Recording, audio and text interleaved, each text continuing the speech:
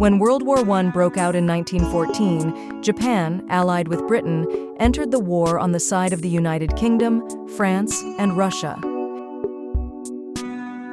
Using the war as a pretext, Japan gradually began invading China, revealing its imperial ambitions, and opportunistically becoming one of the victorious nations. After World War I, Japan experienced a brief period of economic boom and a wave of democratic trends known as the Taisho democracy. The Great Depression, which began in the United States in 1929, inflicted severe damage on the global economy, and Japan was no exception. As an export-oriented economy, Japan faced a severe economic crisis due to the global trade slump, leading to widespread social unrest.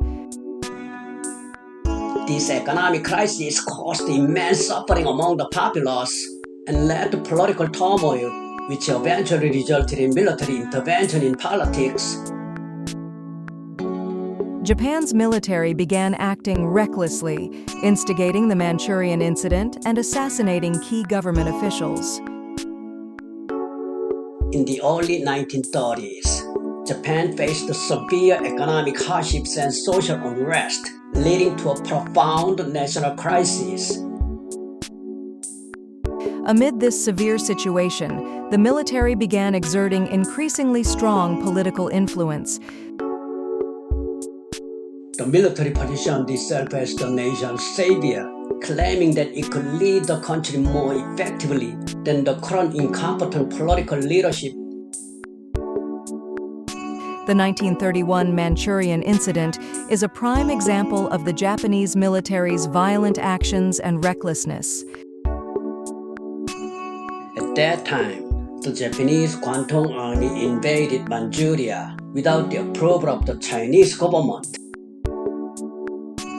This incident sparked controversy even within the Japanese government, but the military enforced its position through coercive measures.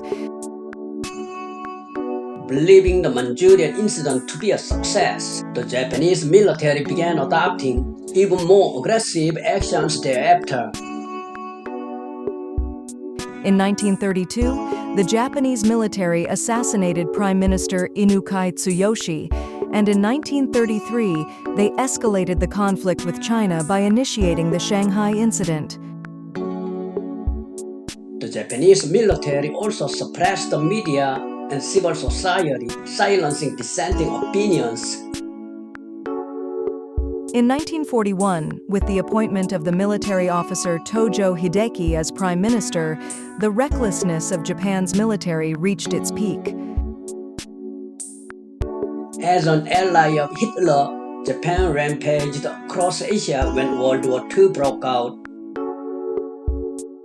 Unable to tolerate Japan's actions, the United States imposed an embargo on strategic resources like oil to Japan.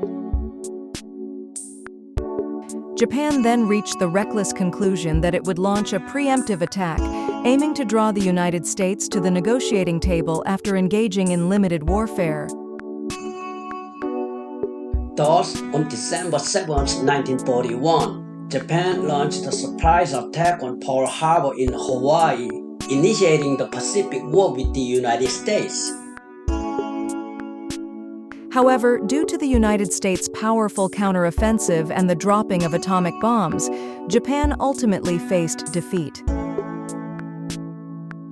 Ultimately, by provoking the sleeping giant, Japan experienced a severe and decisive lesson from the United States. After suffering a crushing defeat in the Pacific War, Japan signed the Instrument of Surrender aboard the USS Missouri in Tokyo Bay on August 15, 1945. On August 15, 1945, Japan surrendered to the United States, and Korea was subsequently liberated from the oppression of the Japanese Empire. Afterward, Japan came under U.S. occupation and was governed by the General Headquarters, GHQ, of the Allied forces established in Tokyo. While rebuilding on the U.S. occupation, Japan capitalized on the economic opportunities presented by the Korean War and successfully revived this economy. In 1952, with the withdrawal of the General Headquarters, GHQ, Japan regained its status as a fully sovereign nation, eventually becoming the economic powerhouse it is today.